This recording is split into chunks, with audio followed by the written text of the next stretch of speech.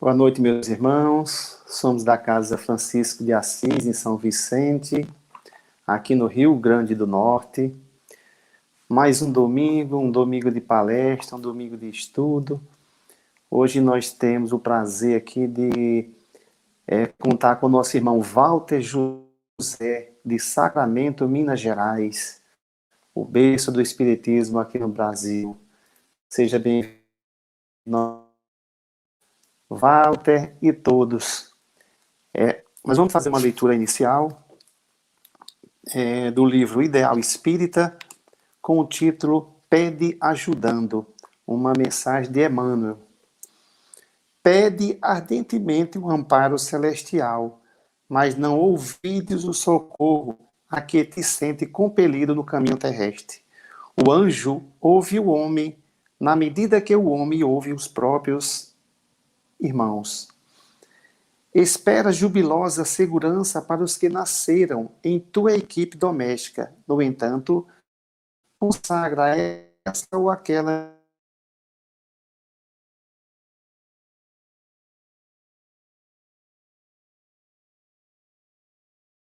desalentado na fuga justo em favor daqueles que te merecem carinho. Contudo, estende alguma peça desnecessária ao companheiro relegado do sofrimento. Rejubila-te com o pão farto, entretanto, divide alguma falta dispensar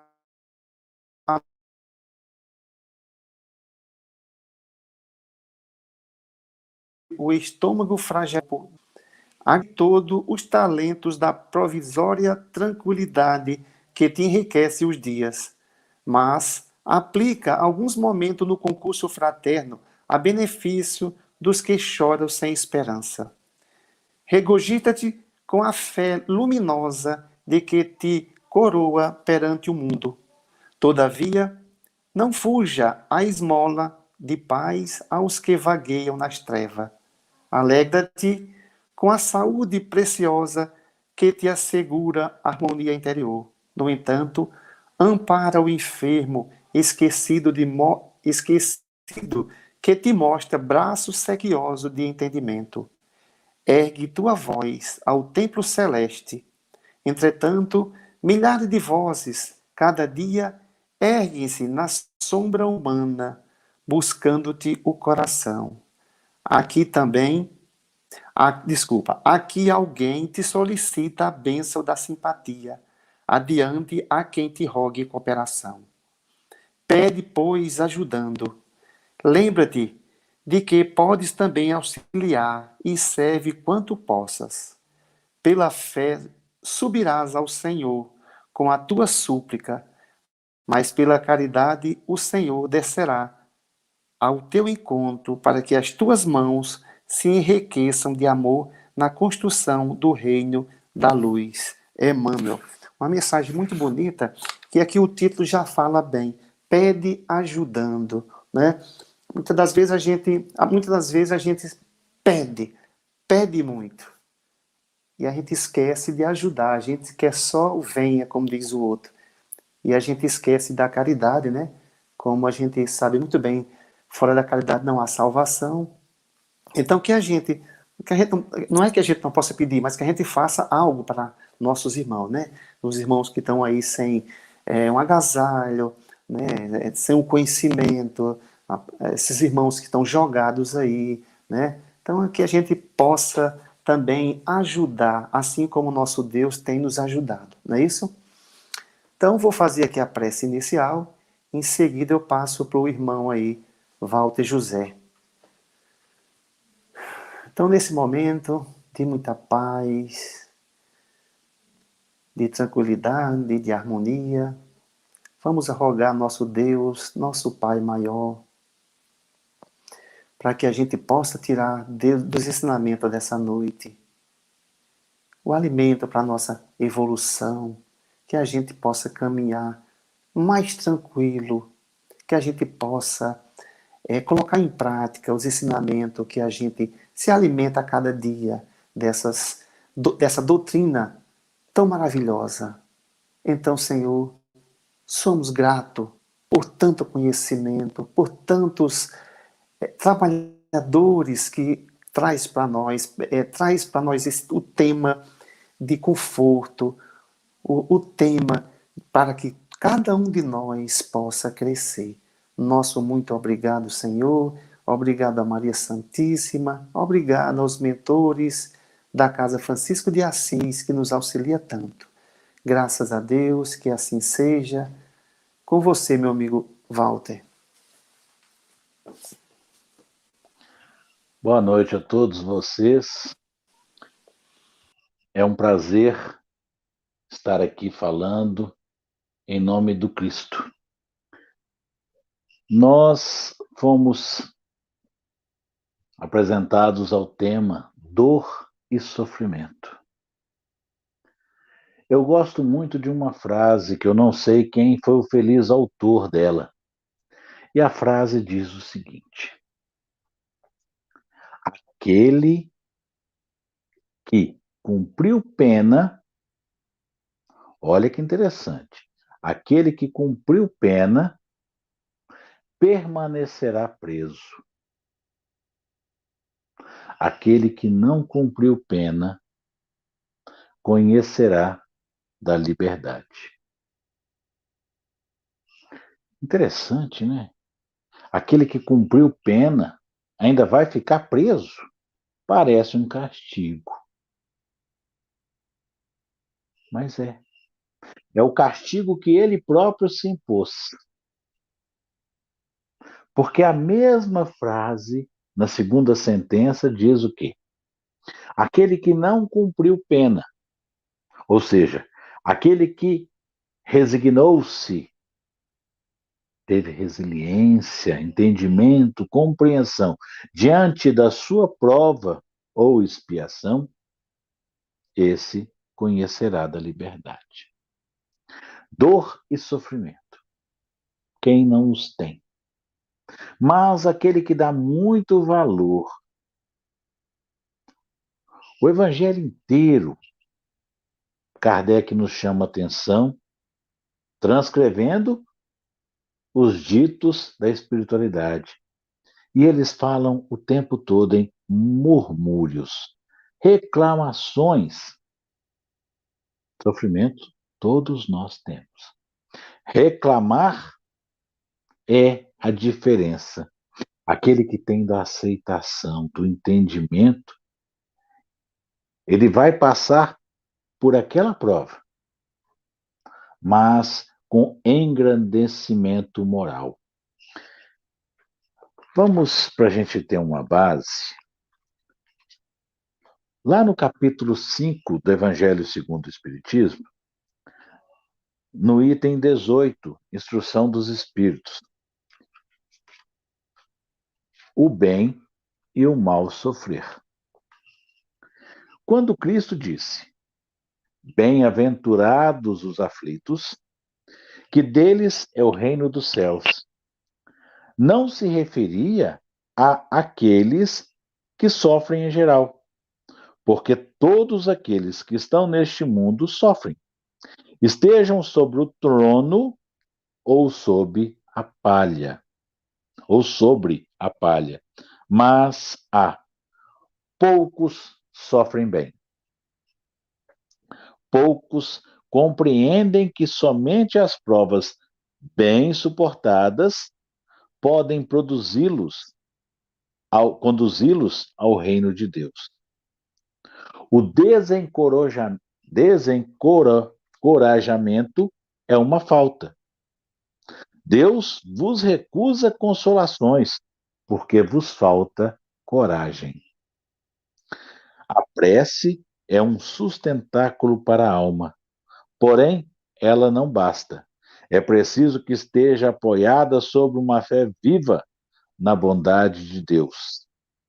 Frequentemente, ele vos disse que não colocava fardos pesados em ombros fracos. O fardo é proporcional às forças, como a recompensa será quanto a aflição não seja penosa. Olha a frase que eu disse. Mas essa recompensa é preciso merecê-la. E é por isso que a vida está cheia de tribulações. Nós, o bem sofrer, o entendimento que não revolta, esta é a diferença. Revoltar-se com aquilo que você mesmo definiu, com aquilo que você mesmo escolheu lá no planejamento reencarnatório, serás responsável pelo pagamento até o último ceitil. Só que eu não consigo pagar o ceitil do outro. A dívida do outro é do outro. Eu posso ajudá-lo no pagamento como? Como um bom irmão, um bom cristão. E na medida que eu faço isso, levando uma palavra, uma ajuda, o amor, eu acabo por efetuar o pagamento da minha. Quando eu ajudo o outro na dor dele, no sofrimento dele, no cumprimento da prova dele, eu, quando essa ajuda é desinteressada, é pautada nas leis de Deus, na lei do amor, da caridade desinteressada, eu estou pagando a minha. É interessante, não é? Ter aceitação, ajuda, a disponibilidade. Olha como isso se reverte para mim. Aquele que esquece as suas próprias dores e vai ajudar o irmão na dor dele. Ele não é que, você esqueceu da sua, você não está sofrendo, não. A ajuda me habilita, me concede o alívio da minha.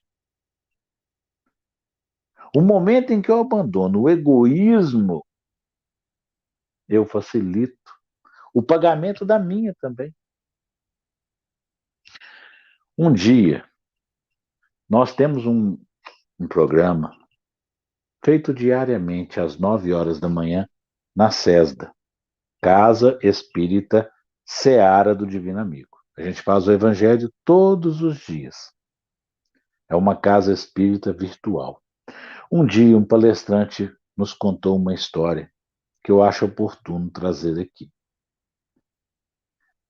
Ela disse que chegou num posto de combustível e, enquanto ela abastecia o carro, ela notou um cachorro deitado lá no canto, num choro copioso, aquele choro sentido. E ela virou para o frentista e falou assim: meu amigo, me desculpe perguntar, mas por que ninguém ajuda aquele cachorro ali? Aquele cachorro é de vocês aqui do posto? Aí o frentista virou para ela e falou assim: ô minha senhora, aquele cachorro está deitado sobre um prego. Só que ele não tem coragem de sair do prego, de cima do prego. Ele está sentindo dores, mas bastaria apenas que ele saísse de cima do prego. Nós já fomos lá, tocamos ele, ele volta para cima do prego. Ele quer deitar ali. Interessante, né? Quantos de nós estamos, a exemplo deste cachorro, deitados sobre os pregos e queremos permanecer ali? Alguém nos fala, alguém nos aconselha, mas o nosso livre-arbítrio nos concede da permissão, porque nós concedemos a permissão a nós mesmos. O livre-arbítrio é nosso, cada um tem o seu, e a gente volta para cima do prego. Reclamar de quê? Eu sou, eu sou o meu maior algoz. Por quê? Porque o mesmo livre-arbítrio que me possibilita fazer das escolhas me impõe das responsabilidades por essas escolhas. Daquilo que eu plantei, a faculdade de escolher a semente, o terreno, foi minha. Mas eu tenho da responsabilidade, a colheita é obrigatória. Lembra lá do último ceitil? Eu vou ter que resolver a minha vida. Porque das minhas atitudes, das minhas escolhas, das minhas oportunidades, eu posso machucar os outros, eu posso desapontar os outros, eu posso ofender os outros. E isso gera para mim uma responsabilidade. Aquele que hoje em dia reclama da dor, no Evangelho tem. Salvo engano, mesmo capítulo 5. Está aqui, ó. Causas anteriores das aflições. E aí? Ou causas atuais das aflições. Está tudo no capítulo 5. A explicação daquilo que eu considero sofrimento, daquilo que eu considero uma dor. A gente tem que entender o seguinte: lá no mundo espiritual, nós, espíritos errantes, na erraticidade, nós escolhemos a natureza das nossas provas. A gente não escolhe as provas, não. A gente escolhe a natureza. E aí, vamos entender uma coisa aqui, indo lá no Livro dos Espíritos, na questão 264. Kardec, vou ler a questão e a resposta procedida pelos nossos amigos da espiritualidade. Kardec pergunta: o que dirige o espírito na escolha das provas que quer suportar? Olha o que Kardec pergunta.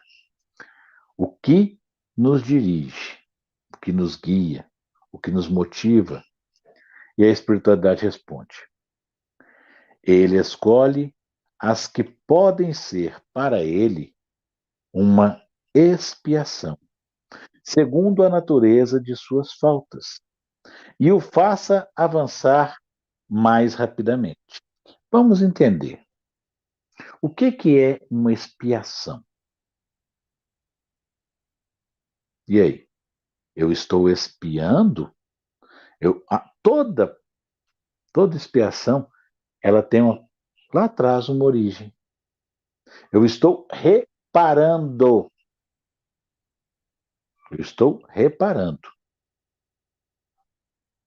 Toda expiação é uma prova. Mas nem toda prova é uma expiação. Olha a diferença. Toda expiação, ela é uma prova. Mas nem toda prova é uma expiação. Então vamos lá.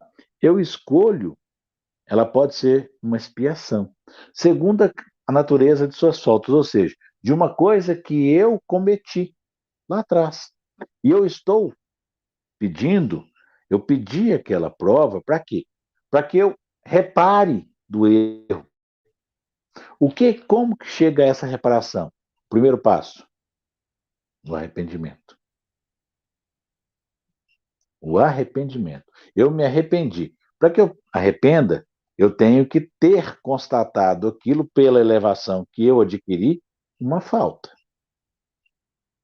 Porque o livre-arbítrio, ele não é igual para todo mundo. Por isso é que cada um responderá de acordo com o seu livre-arbítrio.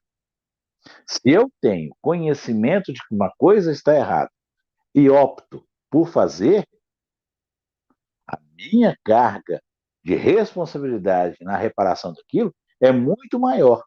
Se uma criança comete uma falta, é diferente de um adulto cometer a mesma falta. Presume-se que o adulto haveria de ter um conhecimento maior. Agora vamos levar isso para o lado do que é o livre-arbítrio. O ser, nós, os espíritos, somos criados simples, ignorantes. A gente não tem o conhecimento, que está todo dentro de nós. As leis de Deus estão na nossa consciência, mas o descortinar delas, ele é progressivo. Aquele que vai descortinando mais rápido tem um progresso mais rápido. Todas as leis de Deus estão na nossa consciência. Então, como que eu vou adquirindo o livre-arbítrio? À medida que eu vou aprendendo, trazendo esse conhecimento à tona, opa, se eu tenho conhecimento agora, me compete o livre-arbítrio. Eu decido o que fazer. Eu vou usar aquilo ali e me aprimorar ou vou fazer as coisas contrárias e me responsabilizar? Então, no momento em que fala que a natureza das suas faltas na resposta da questão 264 é sinal de que eu adquiri, porque mesmo na erraticidade, eu continuo adquirindo conhecimento. O progresso continua. O descortinar continua. E eu descubro, me arrependo e me proponho a reparação. Olha como é que eu vou chegar. Então eu posso propor a Deus, nesse planejamento encarnatório, que eu gostaria de tentar, desta vez, pagar aquela dívida que eu contraí. E ela vem para mim como uma expiação, ou seja, uma prova, porque toda expiação é prova. Então está aí a resposta. Ele escolhe as que podem ser para ele uma expiação, segundo a natureza de suas faltas, e o faça avançar mais rapidamente, porque eu quero pagar. Eu tenho dívida, eu quero pagar, eu quero progredir, eu quero avançar. Alguns se impõem uma vida de misérias e privações para tentar suportá-la com coragem. Olha a palavra coragem voltando aí, né? Outros querem se experimentar nas tentações da fortuna e do poder, bem mais perigosas pelo abuso e mau uso que delas se pode fazer, e pelas más paixões que desenvolvem.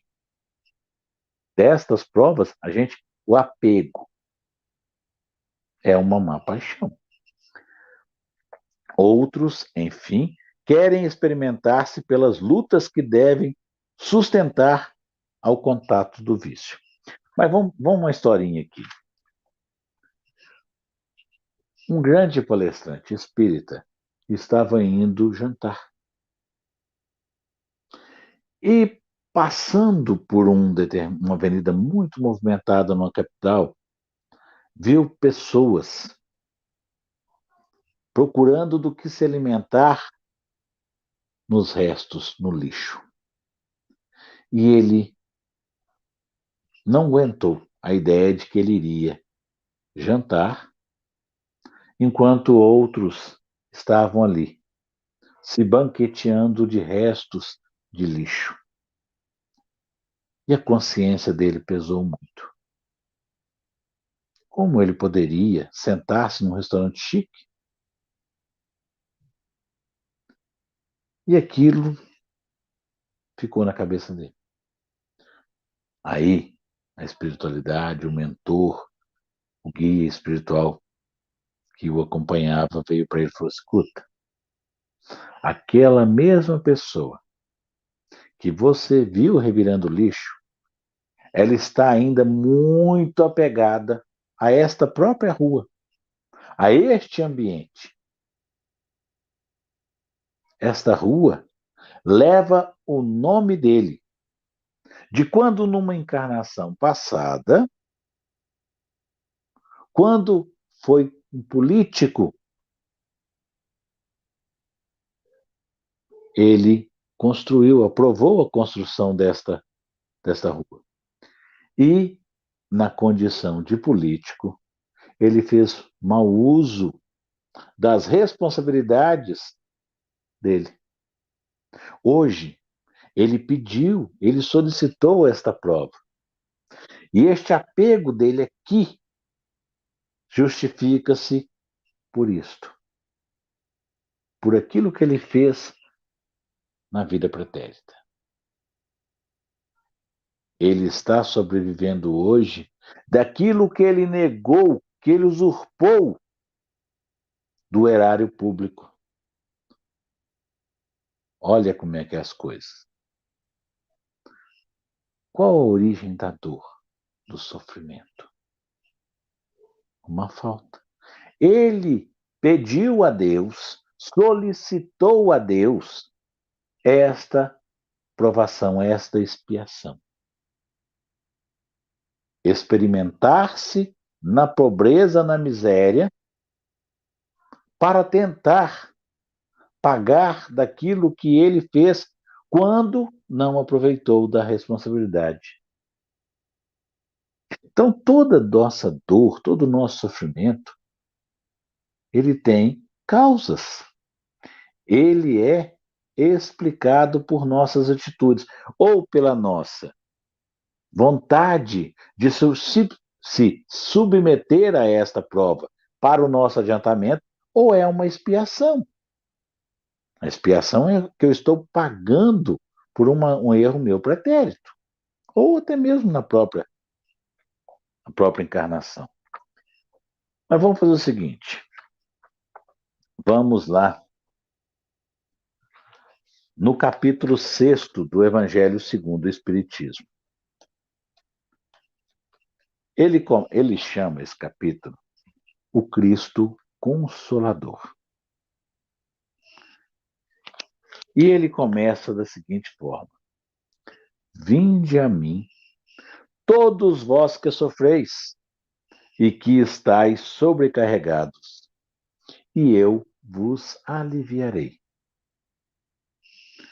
Tomai meu jugo sobre vós, e aprendei de mim, que sou brando e humilde de coração, e encontrareis o repouso de vossas almas, porque meu jugo é suave e meu fardo é leve. Essa citação está em São Mateus, capítulo 11, versículo 28, 29 e 30. Vamos entender o que é jugo e o que é o fardo. Aqueles que conhecem o carro de boi sabem o que é um jugo. A canga, aquilo que atrela do pescoço de um boi até no outro, do outro lado, é o mesmo que o jugo.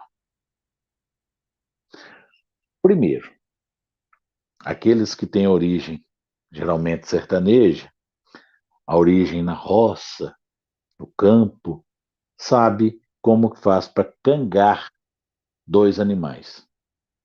Primeiro, eles têm que ter a mesma estatura. Não se canga, não se coloca o jugo, a canga, em dois animais com diferença de altura, de força. Não.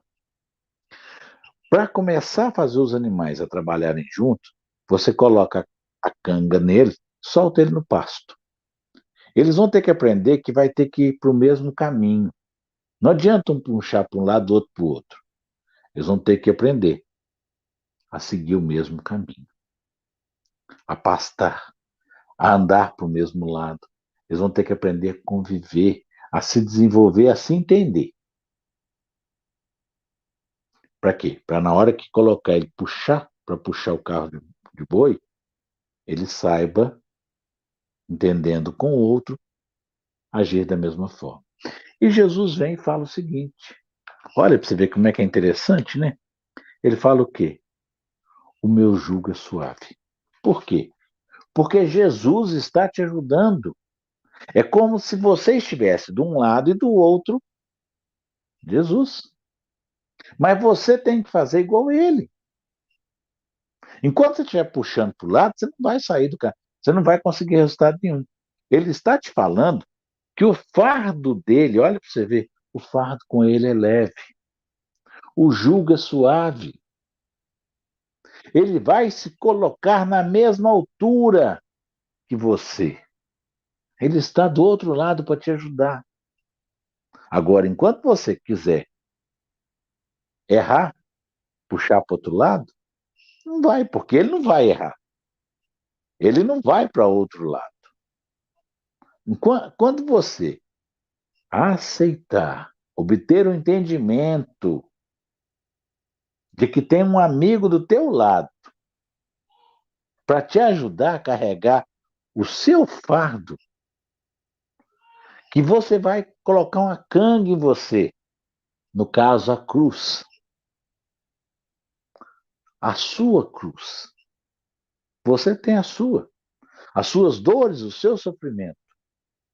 Mas ele, meu amigo, meu irmão, eu entendo do teu sofrimento, da sua dor. Mas eu me disponho, eu estou aqui como teu irmão. E ele veio, encarnou e disse isso há 2000 anos.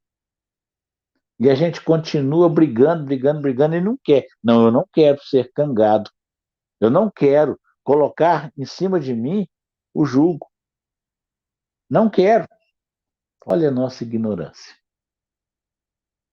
A nossa dor, o nosso sofrimento. Você lembra que eu falei que nós éramos os nossos maiores algozes?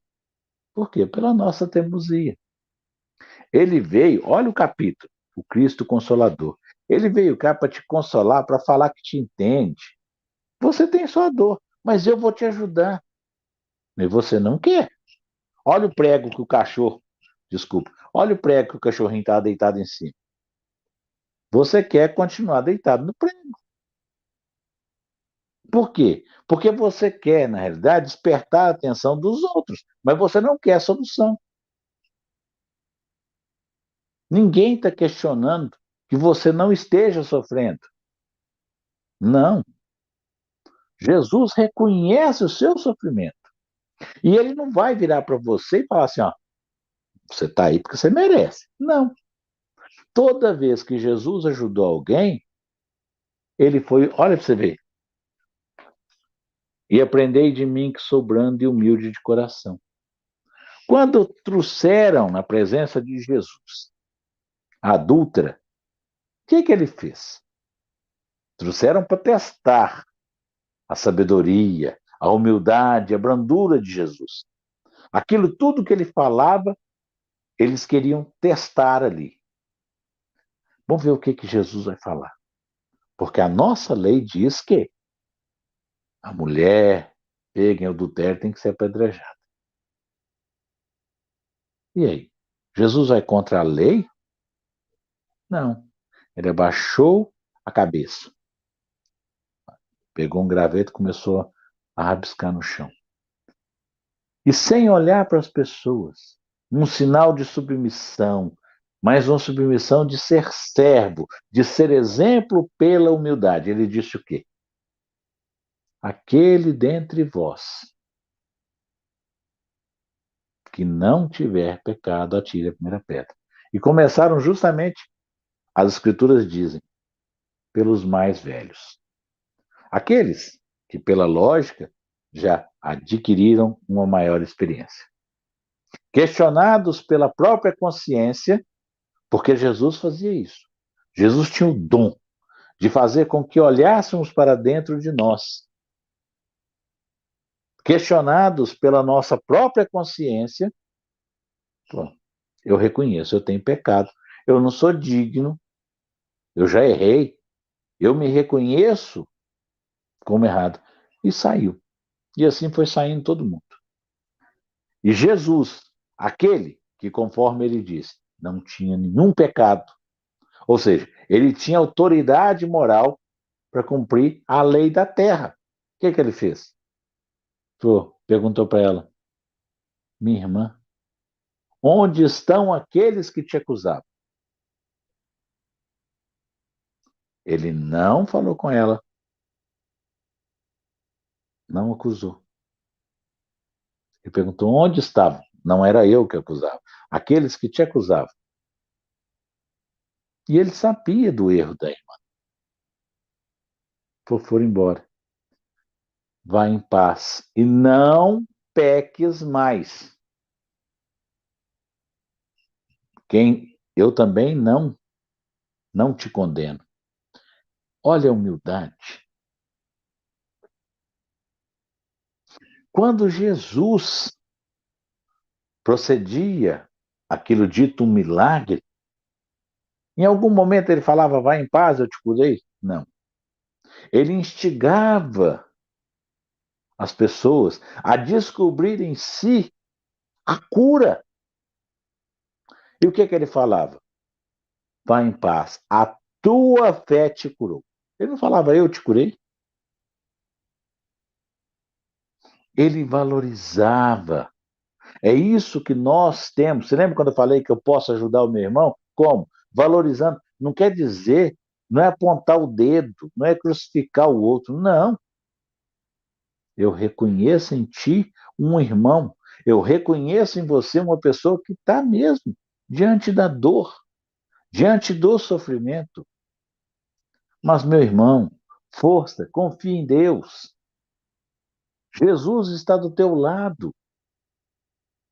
A tua dor, bendita dor, porque a dor é que você está pagando.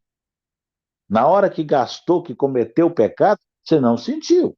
Mas ali naquele momento lá atrás, é que você adquiriu aquela responsabilidade. Bendita dor, pois a dor é da oportunidade que você está tendo de pagar, de quitar, de se livrar, de melhorar, de progredir pelo entendimento, pelo pagamento, pela aprovação, pela expiação. Olha, vinde a mim. Como Jesus, que tinha dos seus próprios problemas, e não eram poucos, que sabia qual seria o seu destino final na carne, ele ia caminhando e sabia o que eu guardava. Sabia que era injusto? Sabia. Agora imagina nós que sabemos que as nossas dores, que os nossos sofrimentos são justos, são meus. Bendita dor. Aquele que reconhece como bendita a dor, ele já adquiriu do entendimento. Ele não, ele não. Você lembra da primeira frase que eu falei logo no início? Ele não está cumprindo pena. Aquele que não cumpriu pena, que não perdeu tempo, revoltado, reclamando, eu devo, eu reconheço, eu sou merecedor das minhas provações, das minhas expiações, e eu agradeço a Deus pela oportunidade de estar diante desta provação. É muito caso que a gente pode trazer. Uma vez, uma senhora, O Chico Xavier atendia todo mundo, paciente, entendia e atendia todo mundo. E uma senhora foi ter com ele.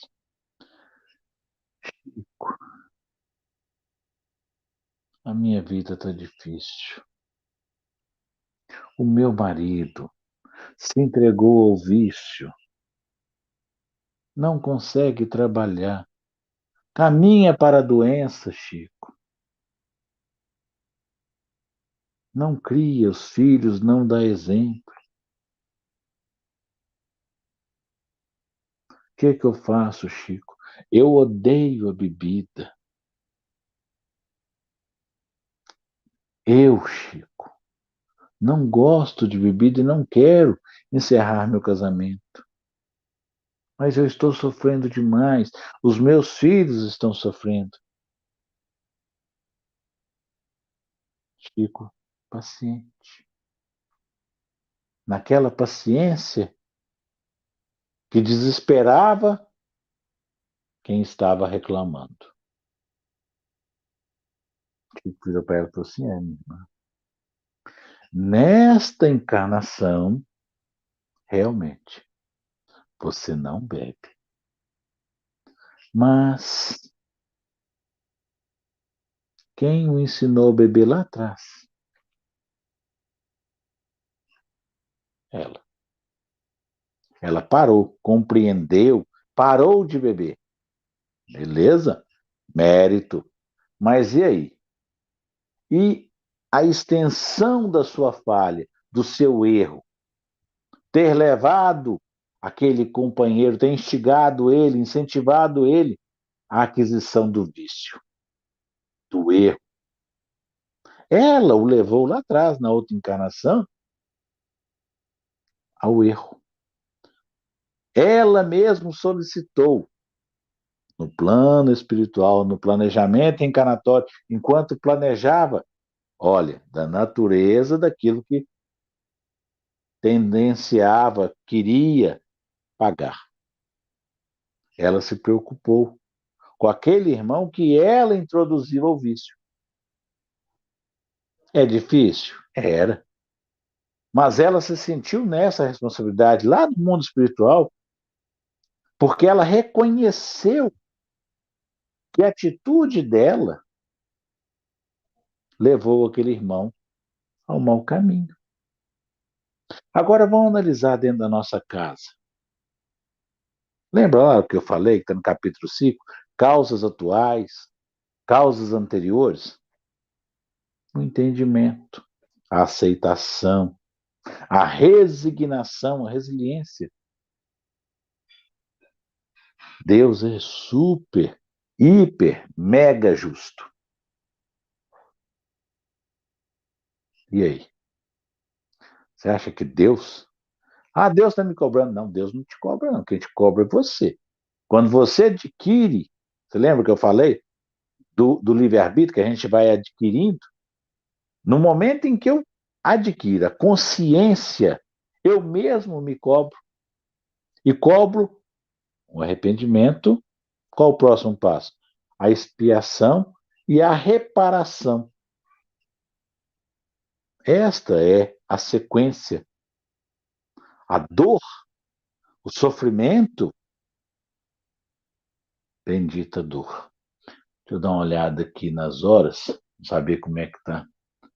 Então, a gente tem que ter entendimento. Aquilo que a gente está julgando como um sofrimento, na realidade é o quê? É uma oportunidade que nós mesmos solicitamos e que foi aprovado. Lembra lá que eu li aqui que não, Deus não coloca fardos pesados em ombros fracos? Ou seja, ele só aprovou o meu planejamento encarnatório porque eu dei motivos a que ele confiasse em mim. E não existe ninguém que confia mais em mim do que Deus. Deus tem uma fé nos seus filhos imensa, coisa que não é recíproco. A gente ainda falta fé na gente mesmo. A gente ainda padece. Somos, em nossa maioria, e me reconheço como tal, espíritos de terceira ordem, apegados às paixões, aos vícios. Principalmente, quais são essas paixões e vícios? É aquilo do peso da matéria, o orgulho e o egoísmo. Ah, eu estou sofrendo pela perda de um ente querido. Perda? Eu sou dono de alguém? Ah, mas é o meu filho, Walter. É. Primeiro, ele morreu? Não. Ele mudou de endereço. Segundo, você é dono do seu filho? A carne procede da carne. O espírito é obra de Deus, não procede de outro espírito. Ele está no outro endereço, ele mudou. Mas o que te incomoda não é que você perdeu, é talvez o fato que você não se sinta tranquilo em achar que fez tudo que podia ter feito. A prova dele era diferente da sua. Talvez, no entendimento, ele tenha cumprido aquilo que ele se propôs. Então ele partiu antes. Mas você não perdeu, não. Você não perde ninguém. O que que a gente pode fazer durante o momento do nosso descanso físico? Porque o corpo precisa de descanso. O espírito não precisa de sono, não. O espírito não dorme, não. Faça uma prece na hora que vai se recolher. Peça a Deus, peça ao seu anjo guardião que lhe acompanhe, que lhe permita, que lhe conceda do entendimento para que você veja-o, para que você vá no mundo espiritual, que é o nosso mundo de todos nós, somos espíritos e estamos ainda encarnados, que nós possamos ir no mundo espiritual adquirir o quê? Conhecimentos do amor, da caridade. Para quê? Para nós trazer para nós do aprimoramento moral e intelectual. E vai encontrar com ele também. Vai lá. Ah, mas eu não tenho mérito. Então vamos constituir deste mérito. Como? Trabalhando aqui, no amor, na caridade. Você quer encontrar teu filho? Ajuda aquela mãe que está ali sofrendo com o filho dela. Como? Eu não tenho, Walter. Tem, dialoga. Respeita o que ela vai falar. Não precisa. Ela é de outra religião. Não importa. Ela é uma mãe. Você entende o que é ser mãe. Você é um pai. Você entende o que é ser pai. Você sabe o quanto você sofre. Então você entende o sofrimento dela. Ela ainda está com o filho vivo, encarnado. Então ela tem uma chance de fazer por ele. Talvez você possa ajudar. Mas eu vou ajudar ela e eu. Você lembra que eu falei que a gente ajuda os outros e a gente recebe? Toda vez que você faz uma ajuda desinteressada, aquilo se reverte em favor de você no abatimento das suas dívidas, em merecimento. No mundo espiritual é o bônus hora. Aqui, tudo que nós fazemos pelos outros, desde que seja desinteressadamente, com amor. Quando eu falo desinteressadamente, é com amor, com a intenção de ajudar. Eu recebo. Então, dor, sofrimento. Entenda, entenda como oportunidade, chance, misericórdia divina. Não murmura, não reclama, aceita, entenda. Isso vai se tornar um grande investimento para quando chegarmos em retorno à pátria espiritual. Meus irmãos, daquilo que fomos combinados, 50 minutos de palestra, chegamos ao fim. Espero que tenha sido produtiva cada um de vocês que estiveram aí, nos acompanhando, se doando na sustentação energética, para que esse trabalho redundasse em bênçãos, em luzes a todos os nossos irmãos que ainda estão em sofrimento. para que eles adquiram principalmente do entendimento. Vamos então, nesse instante, e eu convido a todos que estão conosco para que possamos fazer a prece de encerramento. Deus Pai Todo-Poderoso, obrigado. Obrigado pela vida, pela oportunidade da encarnação. Obrigado, Pai, pelas nossas famílias, por nossos amigos. Obrigado, Pai, pela presença amiga dos bons espíritos, do nosso anjo da guarda, dos nossos guias e mentores espirituais. Obrigado, Pai, por estes que se nos apresentam na condição de obsessores, pois que nos cobram das dívidas sob nossa responsabilidade, nos oportunando a chance de quitação ou abatimento dessas nossas dívidas. Obrigado, Pai, por nossas provas e expiações, que são da nossa oportunidade de aprimoramento moral. Obrigado, Pai, por cada dia, pelo aprendizado que se dispõe no meu caminho. Obrigado, Pai. Obrigado. Meus irmãos, eu estou com o evangelho que me foi emprestado e dentro dele eu encontrei uma oração que tem muito, não foi por acaso, a oração de São Francisco de Assis. E eu acho ela muito bonita e oportuna. Aqueles que quiserem me acompanhar em pensamento, para que a gente mande para todos aqueles, principalmente os que estão enfrentando a Covid, aqueles que estão enfrentando problemas nos relacionamentos domésticos, profissionais, sociais, aqueles que estão ainda na falta do entendimento do que é a dor. Qualquer que seja a razão, o motivo. Me acompanhe e vamos vibrar em favor destes irmãos. Senhor, fazei-me instrumento de vossa paz.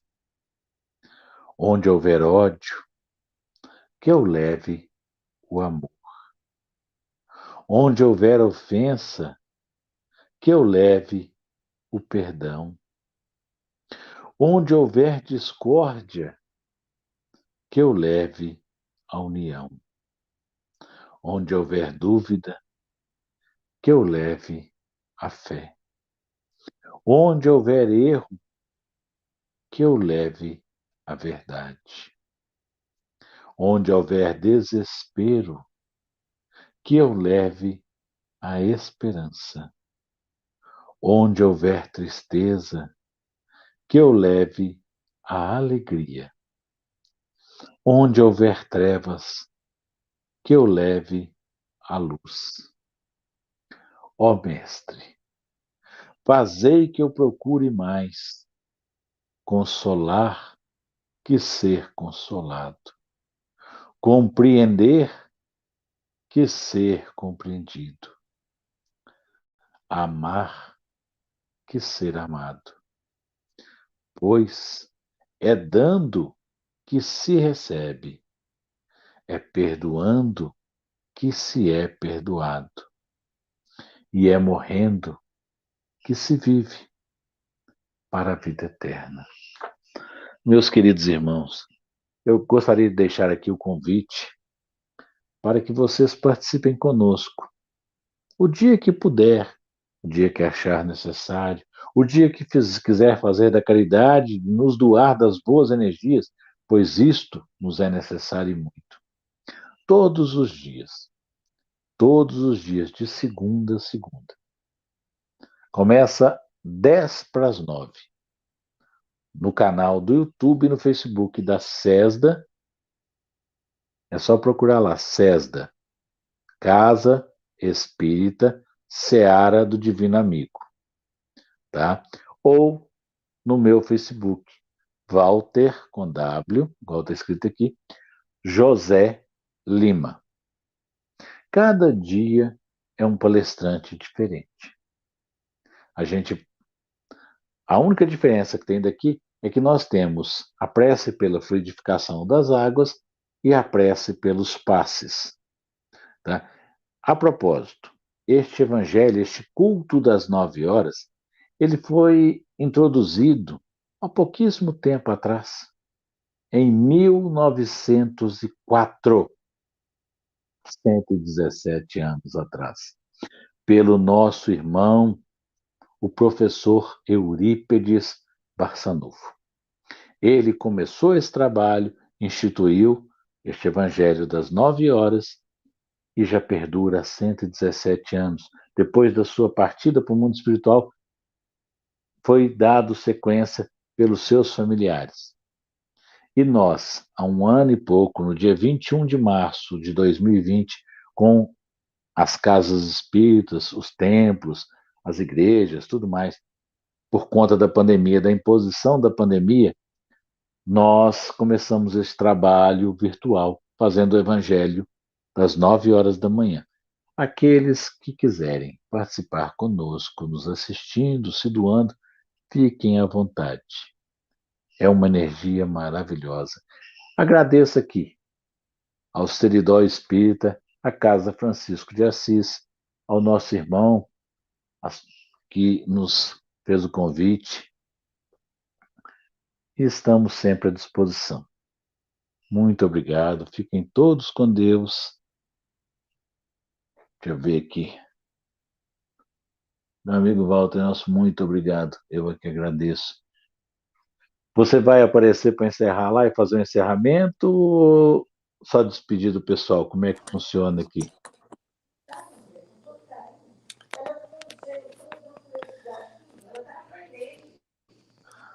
Oi, Wagner. Walter, desculpa. É que a internet estava ruim ali, eu estava perdendo, eu tive que voltar para cá, para a sala, para melhorar aqui a conexão. Nosso muito obrigado, foi maravilhosa, viu? Muito bom mesmo. Eu queria fazer uma pergunta para você. Essa é sua camiseta, é um ano de trabalho. Me explica aí, por favor. Isso. A casa Ah, foi fundada. deixa eu explicar para vocês. Eu moro em Sacramento já há 19 anos. Eu não sou de Sacramento de Ah, tá. nascimento. Eu sou da cidade de Belo Horizonte, capital de Minas Gerais. Certo. Mas a gente sabe que não existe o acaso. Eu fui Verdade. convidado por um irmão, tá? Posso contar? Tem um tempinho aí, uns 5 minutinhos Sim. aí? É o seguinte, eu era comerciante, eu fui bancário, saí do banco, montei um comércio. E aqui na cidade grande, frequentemente, eu fiquei 6 meses com o comércio aberto, assalto, violência, aquele negócio todo. A minha mãe partiu para o mundo espiritual e eu fiquei meio triste. Falei, não, eu vou procurar uma cidade do interior para mim poder criar meus filhos.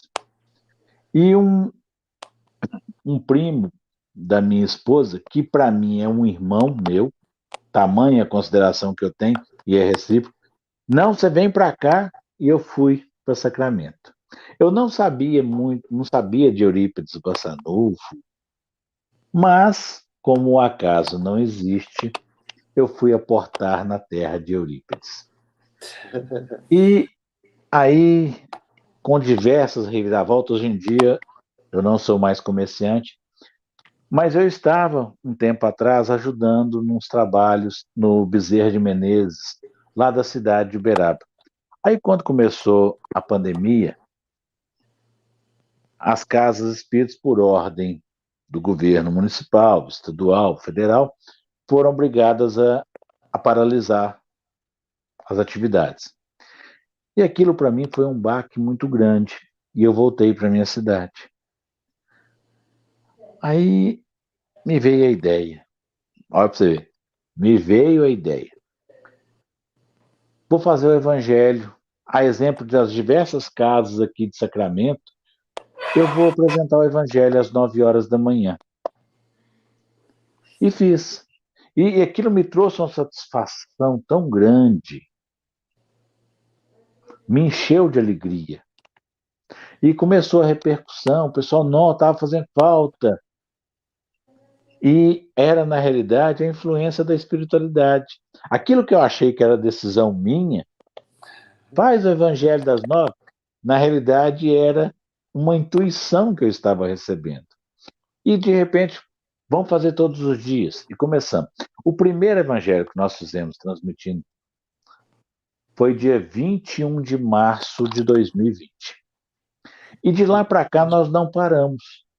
Todos os dias, às 9 horas da manhã, a gente faz o evangelho online. E, igual eu falei, a diferença do nosso trabalho para o trabalho feito aqui é que a gente faz a prece pela fluidificação das águas. Então, aquele que está aí do outro lado da câmera, nos assistindo, coloca a sua água, mentaliza, faz a sua prece e também aquela água, porque a espiritualidade fluidifica. E a gente faz a prece pelos passes.